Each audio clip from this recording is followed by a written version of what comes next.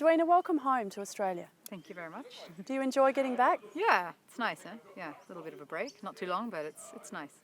It's once a year that you find the time in your very busy international schedule to visit home. Yeah, once a year. I was in Hong Kong last week, so it was a good trip to just pop over here. It's not so far, more than halfway here, so I thought it was a good time. No competitions, and so I'm headed off next week back to Doha, and then I'll meet my horses back over there. Did you have a good show in Hong Kong? Yeah, it was great. Yeah, went good. I just had the one horse there. She was very good. She's quite green, but yeah, she's coming along, and I was really happy with her performance. And yeah, it was a show that I felt like I got something out of, and the horse got something out of. And it's a long way to go with just one horse, so I focused pretty heavily on her and my schedule, and yeah, she was very good. Yeah. Are those types of shows ideal for blooding those younger horses? Not really. I mean, that's 5-star level, so you sort of got to have a little bit your background and your work done before you get there. Of course, at some point they've got to, rise to the occasion, and you've got to build them up to that level if they are good enough. And so, I mean, she's maybe done, I think, 4 sort of 5-star shows, all indoors, and next week will be outdoors. That'll be my first outdoor show with her. But yeah, you need to do your homework before, and you need to be, pretty well organised and make sure that your horse is good enough to be against the other ones. You had a good Olympic Games in Rio. Yeah, it went well, yeah. Tell us about the round before the final and how brilliant that was. Yeah, I mean, that horse, Tequila, was, she's a horse that I think people didn't really believe that she had, that ability in her. And that, the expectations of that horse, I would say for the past 2 years were not going to be a horse to jump that level. So, and I mean, I never imagined when we first got the horse that she was a horse to go to the Olympics. And actually it wasn't really even in my planning 4 months before to take her.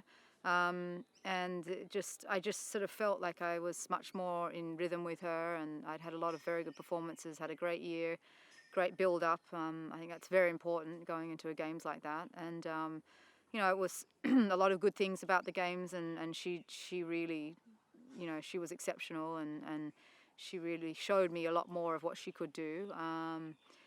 Of course, I was actually quite disappointed, at the end, and if I wasn't disappointed, I think there'd be something wrong with me. And I mean, you've got to always push yourself and sort of get, have goals and try to reach those goals, and and the slightest thing can happen and everything is finished, and that's the sport. That's every sport. And so unfortunately that day just didn't go, the final day that I would have liked. And it was a shame, because I felt like the horse was really in form and sort of ready to go on, and to, she had a chance. Very fast horse, very competitive horse. But I mean, overall, looking back, it was great, and she did an amazing job, and I think she, a lot of people were very impressed with her. The great thing is that you can take so many positives out of that. Whilst it didn't eventuate in gold at Rio, it augurs very well for the future and major competitions. Yeah, I mean, it's, for myself, I've had a lot of experience. It was my 3rd Olympics, 4 World Championships, so I know pretty much, what my level is, and compete against these guys all the time, pretty much every week, and with a lot of the same horses. So I know a little bit what, where I should be and where I shouldn't be. And so yeah, it's always good to get positive experience, but I'm pretty tough on myself, and you can't go into a competition like that with, especially the experience I've had, and without trying to have expectations and goals, and I think that goes without saying for every sports person who wants to try to achieve the best. Winning Olympic gold, where does that sit in your list of ambitions?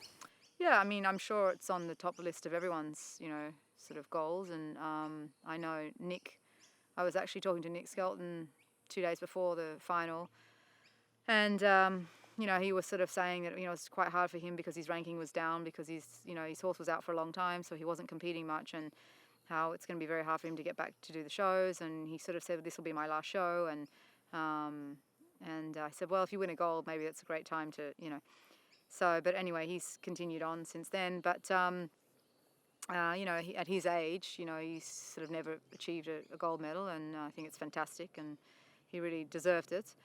It's definitely on my list, and I've got a lot of other things on my list. The next one is Tokyo, so I've still got a bit of time to get organised for that. But it's definitely one of the high priorities. Yeah. Edwina, what would you label as your best performance in the saddle last year? Probably starting off the year with Miami was a good, sort of first outdoor show, and strong start to the GCT season, and beating some of the the best riders with the best horses, and was a tough jump off, and great venue, nice place to be. I'd probably say that, and saying that, my other horse, Caratina, did some unbelievable results and extremely consistent, and I didn't win a Grand Prix with her, but I was placed in many Grand Prix. Tequila was second in a few big Grand Prix, and I can't remember a lot of what I did, to be honest, but in general it was a good year. Yeah, I got myself back up on the ranking, and so it was a good year.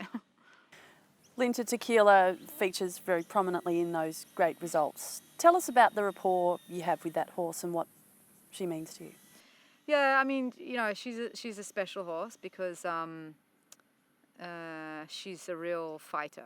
She's got a lot of courage, and she's very sure of herself, and she loves to compete. She's always, on the ball and sharp, and she never lets you down. Of course, every horse and every rider have their days, but she was a horse that when I bought her, I saw the video, Jan and I saw the video, and we really liked the quality of the horse, and then I knew from the first jump that I loved the horse, but I really didn't have a lot of idea of where she was going to go. I certainly, like I said before, wasn't thinking Olympics at the time, and she was not sold to us as an Olympic prospect.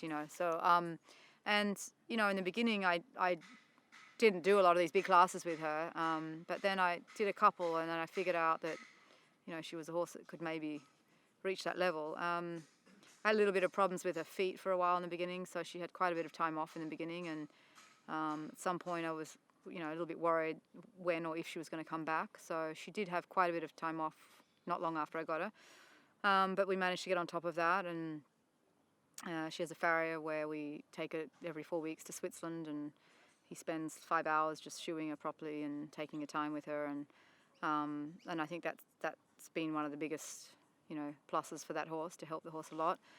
So and she's just I have a great connection with her, and she just sort of does whatever she's told, and she loves it, and you feel that she loves to do it, and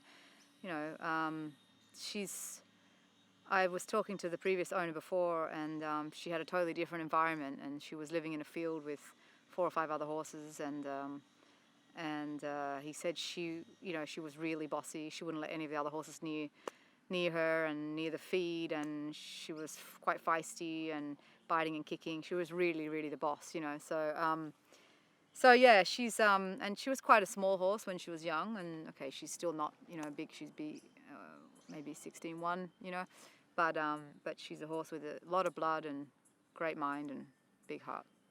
Yeah. Do you miss her when you're away? Yeah, my grooms send me pictures, and I'm pretty updated with what's going on, and I know exactly what's going on every single day with them. We have a new application that I can download and look at the list of all the horses, what they're doing, who's riding them, how many times they're coming out, so I can be involved in changing the plans overnight and making sure that the next day everything is done correctly. So I'm really in touch with what's going on even when I'm not there, because I'm often away on the shows, and it's good to be able to make a plan for your horses and understand what they're doing, and then you can also look back from months ago and see what they were doing on that day if there's something you need to know about. So we have quite a good system there. So I'm quite on top of what's happening. Coming to Australia and home is a rare opportunity for you to have a rest out of the saddle and away from the horses. It's virtually your only total switch off for the year. Yeah. It's nice. For me, 1 week is plenty of time. I go crazy. I get really bored, and but it's good. You know, everyone needs a bit of downtime and a little bit of time to just sort of get your mind off things, and you know, you just so, you know, I'm so focused and busy with everything else going on, and you know, it's not, you know, I'm involved in a lot of other things with the business, and so it's not just about my riding side of things, but obviously my riding is crucial, and I have to be, you know, well organised and on top of what's going on, and also be, you know, have enough rest time and be super organised, and be prepared and ready for the competitions, and know that my horses are in gear, and what's happening, and at the same time make sure everything's going well at home, and so yeah, so there's a lot goes on when I'm at home and competing, which is more competing than being at home, or you know, so it's so yeah, it's not quite like people think it is, you know. It's a lot goes into it, you know, and it may seem a lot different on the outside, and I think a lot of people have a different perspective or a different view of my life and how it is, and I know I'm really fortunate, and I know I've got fantastic horses, and most of the horses I've got are horses that we built up as well, and yeah, I'm fortunate that, you know, I've got a good enough ranking that I can go to all the best shows in the world. So that obviously helps keep your ranking up and to be able to compete always against the best. But and of course there's some nice venues to go to and some really nice places, but I don't go there thinking, oh, I'm going to go, you know, like I was in Hong Kong last week. Oh, great, I'm going to Hong Kong and I can't wait, and I'm going to go out, I'm going to, you know, do all these nice things, and I'm there to compete, you know. I'm not there to go to I mean, I was just in the hotel and at the show, that's it, you know. So it's not quite like people think it is, you know. And I mean, I guess the best part about it is competing against the best riders in the world with wonderful horses and having success. And I think that's, for me, you know, the ultimate goal, and proving that you've done your homework. And I would say that you know, the journey is far more important than actually when you're there, and that's like 80% of getting those results. And I think a lot of people forget about the journey. You know, they only think about when you're there on the show, and you know, these amazing venues, and you know, parties and lifestyle like that. And that's just not how it is, you know. And I think, you know, any professional sports person is in the same, you know, same boat if you really take it seriously enough, you know. I was watching actually the film the other day from Bolt, and that was very interesting, you know. And you know, he has an excruciating program with the training, and but all in end, it's all very similar, you know. And you know, he's also not doing much when he's actually in competition, you know, when he's not competing, and he's at the competition, you know, and really staying focused on his game and preparing himself, and you know, so I think a lot of people underestimate what goes into it, you know. And it's the same with every sport, it's the same with every business, it's just how life is, you know. How do you enhance your fitness out of the saddle? Do you do much other work as an athlete? Depends a little bit how much time I've got. That's the problem on my hand is timing and resting. You know, you've just really got to have a good balance. And I go through little bit phases. It just depends a little bit how I'm feeling. And if I'm not riding too much, then I'll go for a run and do some stretching and a little bit of you know, strengthening work. But I think, to be honest, for me and the way I am as a person and my body and how I've figured out what fits me best is just a lot of riding, you know. And you know, it's like you can ride a bike and ride slow and on a flat run, or you can ride it fast, or you can, you know, up hills, or you can make it as difficult as you want. And it's really the same with the riding, you know, how much you put into it and how much you ride and how much pressure you put on the horse, and you know, you can get a good overall general workout. It's not funnily enough, it's not a sport where you get super fit, but it's very good for the muscle tone.